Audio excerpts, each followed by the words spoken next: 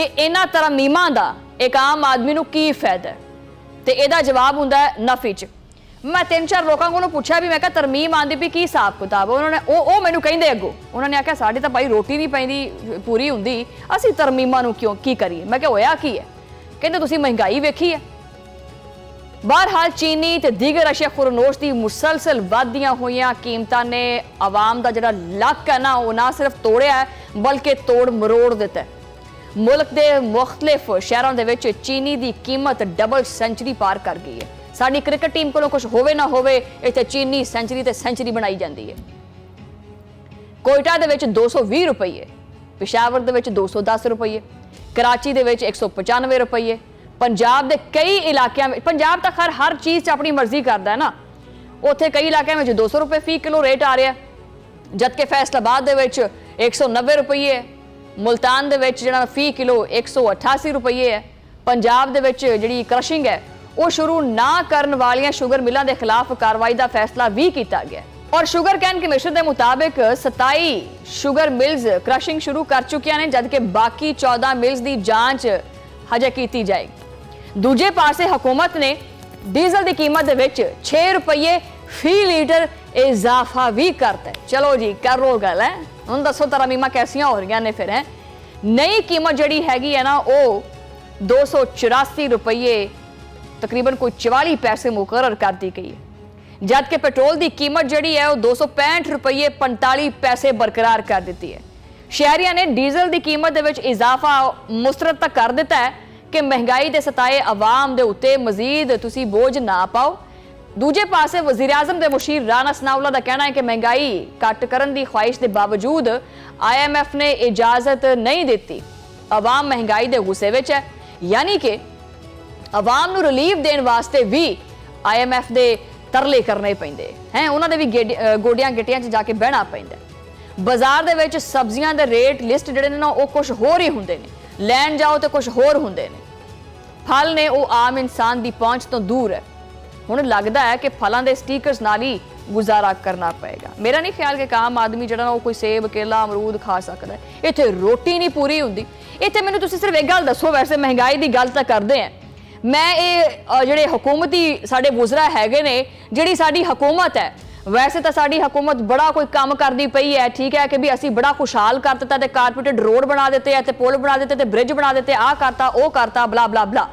लेकिन मैनूं ये दसो कि भी एक मजदूर है, लमसम मोदी तुसी दिहाड़ी अगर 2000 रुपया भी पा लो तो 2000 रुपये दे विच गुजारा किवें करना। मैनूं उन्होंने चीनी भी चाहिए, उन्होंने आटा भी चाहिए, उन्होंने सब्जी भी चाहिए, बिजली गैस के बिल भी देने हैं, ठीक है, बच्चों की कोई फीस भी देनी है। जे अगर किराए का घर है तो किवें गुजारा होएगा उनका।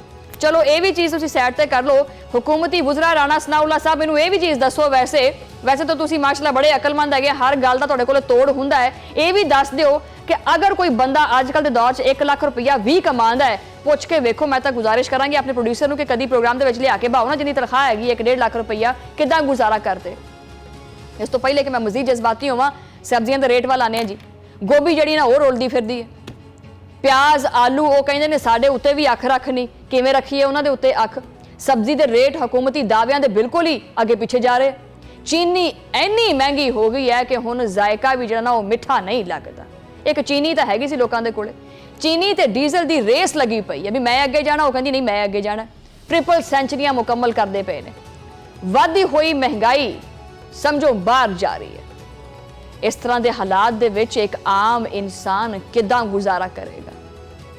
ये तो वो हिसाब हो गया कि भी तरमीम चलदियां पईयां ने, इस्तिस्ना चलते पे ने। एक आम इंसान नूं सिर्फ और सिर्फ इस रोटी के पिछे ला दो कि बाकी अपने बारे च कोई चीज़ होर सोच ही ना सके। सवेरे बेचारा मोटरसाइकिल वाला निकलेगा अपने आप नूं पैक करके कि जिवें रोजी रोटी कमाने वास्ते निकला। डीजल पेट्रोल महंगाई घर दे विच वखरे कलेश, ये वधदी हुई कीमतां दे बारे च कोई मुस्तकिल हल जिहड़ा ना वो हुकूमत पंजाब नूं, हुकूमत पाकिस्तान नूं कढना चाहिए।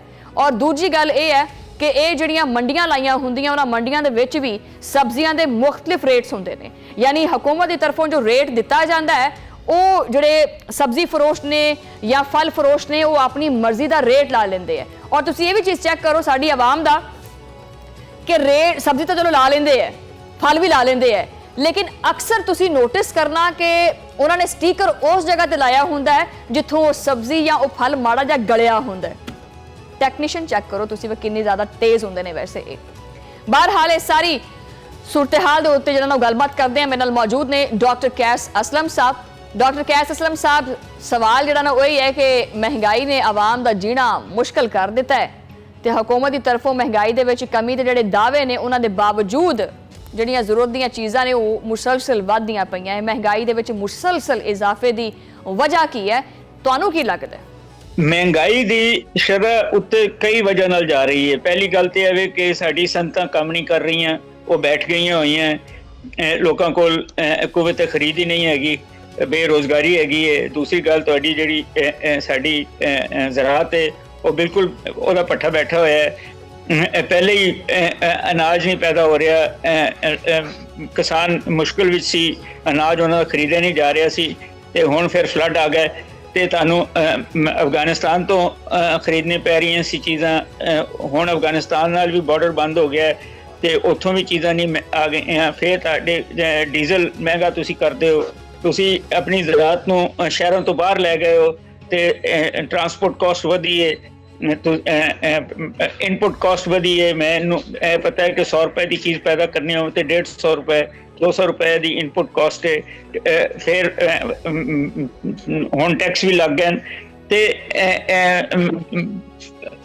ਸਾਡੇ ਇੱਥੇ ਡਿਮਾਂਡ ਪੁੱਲ ਇਨਫਲੇਸ਼ਨ ਵੀ ਹੈ ਔਰ ਕਾਸਟ ਪੁਸ਼ ਇਨਫਲੇਸ਼ਨ ਵੀ ਹੈ ਕਿ ਜ਼ਮੀਨ ਦੀ ਕੀਮਤ ਵਧੀ ਹੈ, ਮਜ਼ਦੂਰਾਂ ਨੂੰ ਤੁਸੀਂ ਜ਼ਿਆਦਾ ਉਜਰਤ ਦੇਣੀ ਸ਼ੁਰੂ ਕਰਤੀ ਹੈ, ਡਾਲਰ ਜਿਹੜਾ ਮਹਿੰਗਾ ਹੈ, ਤੇਲ ਮਹਿੰਗਾ ਹੈ, ਬਿਜਲੀ ਮਹਿੰਗੀ ਹੈ, ਗੈਸ ਮਹਿੰਗੀ ਹੈ।